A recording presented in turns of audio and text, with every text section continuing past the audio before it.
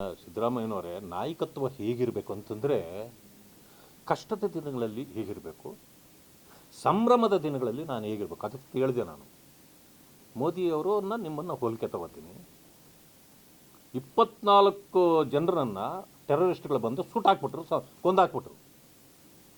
ಏನು ದೊಡ್ಡ ಇದಾಯಿತು, ನಮಗೆಲ್ರಿಗೂ ನೋವಾಯಿತು. ತಾಳ್ಮೆಯಿಂದ ಇದ್ದು ಸಿಂಧೂರದ ಹೆಸರಿನಲ್ಲಿ ಯಾರ್ಯಾರಿಗೆ ಹೇಗೆ ತಾಳ್ಮೆಯಿಂದಲೇ ಪಾಠ ಕಲಿಸ್ಬೇಕು ಕಳಿಸಿದರು. In difficult days we have to think like that ಮಾಡಿದರು. ನೀವೇನು ಮಾಡಿದ್ರಿ? ಸಂಭ್ರಮ ಮಾಡೋದು.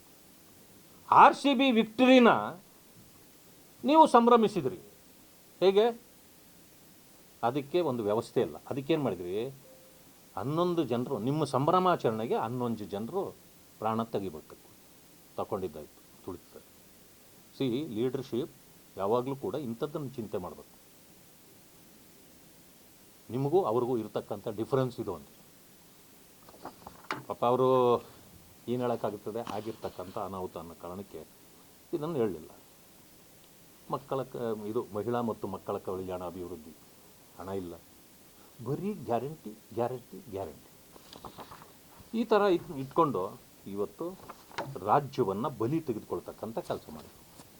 ಗ್ಯಾರಂಟಿಗಳ ವಿಷಯಕ್ಕೆ ಬಂದಾಗ ನಾವು ಕೇಳಿದ್ವಿ, ಬಹಳಷ್ಟು ಜನರು ಪರಿಶಿಷ್ಟ ಜಾತಿ ವರ್ಗಗಳಿಗಿಟ್ಟಿರ್ತಕ್ಕಂಥ SCP TSPನ ನೀವು ತೆಗಿಬಾರ್ದು ಅಂತ ಹೇಳಿದ್ವಿ. ಆದರೂ ತೆಗೆದ್ರು. ನಿಮ್ಮ ಮುಂದೆ ಒಂದು ಮಾತನ್ನು ಹೇಳ್ತೇನೆ, ನೀವು ಗಮನಿಸಿದ್ದೀರಿ ಅಂತೂ ನಾನು ಅಂದ್ಕೊಳ್ತೇನೆ. ನಾನು ಕೇಳಿದೆ,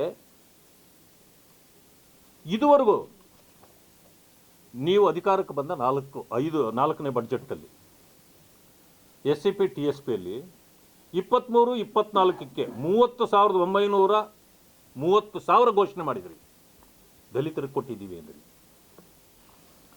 24-25ರಲ್ಲಿ 39,122 ಕೋಟಿ ಅಂದ್ರಿ. 25-26ರಲ್ಲಿ 42,017 ಕೋಟಿ ಅಂದ್ರಿ. ಈ ಸಾರಿ 26-27ಕ್ಕೆ 44,632 ಒಟ್ಟಿಗೆ ಎಷ್ಟಾಯಿತು? 1,56,701 ಕೋಟಿ. ಜನ ಏನು ಅಂದ್ಕೊಳ್ಬೇಕು? ಏನಯ್ಯ ಬಂದಿದೆ ಈ ದಲಿತರಿಗೆ, ಇಷ್ಟು ದುಡ್ಡು ಅವ್ರಿಗೆ ಹೋಗುತ್ತಲ್ಲಪ್ಪ ನಮ್ಮ ಟ್ಯಾಕ್ಸು ಅಂತ ಅಂದ್ಕೊಳ್ಬೇಕು. ಒಂಥರ ಆಪಾದನೆಗೆ ಗುರಿಯಾಗ್ತಾರೆ ಈ ಜನಾಂಗ. ಆದರೆ ಆಗಿದ್ದೇನು?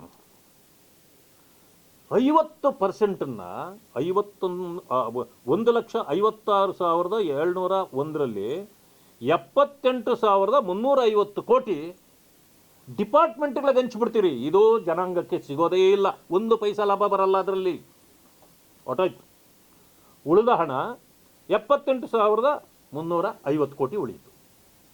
ಇದರಲ್ಲಿ ಗ್ಯಾರಂಟಿಗಳಿಗೆ ಇದುವರೆಗೂ ಪ್ರತಿ ವರ್ಷ ಟೋಟಲಿ ಸೇರಿ 53,059 ಕೋಟಿ ಈಗ ನೀವು ಗ್ಯಾರಂಟಿಗಳಿಗೆ ತೆಗೆದುಬಿಟ್ಟಿದ್ದೀರಿ. ಉಳಿದಿರ್ತಕ್ಕಂಥದ್ದು ಕೇವಲ 25,291 ಕೋಟಿ. ಇದು ಮಾತ್ರವೇ SC STಗಳ ಕಲ್ಯಾಣ ಕಾರ್ಯಕ್ರಮಗಳಿಗೆ ಕೊಟ್ಟಿರೋದು. ನಾನು ಅವ್ರನ್ನ ಕೇಳಿದೆ, ಇಷ್ಟನ್ನೇ ಹೇಳಿ, ಯಾಕೆ ನೀವು 42,000 ಕೋಟಿ ಹೇಳ್ತೀರಿ? 7,000 ಕೋಟಿ ಕೊಟ್ಟಿದ್ದೀನಿ ಹೇಳಿ, ಅದನ್ನೇ ಹೇಳಿ.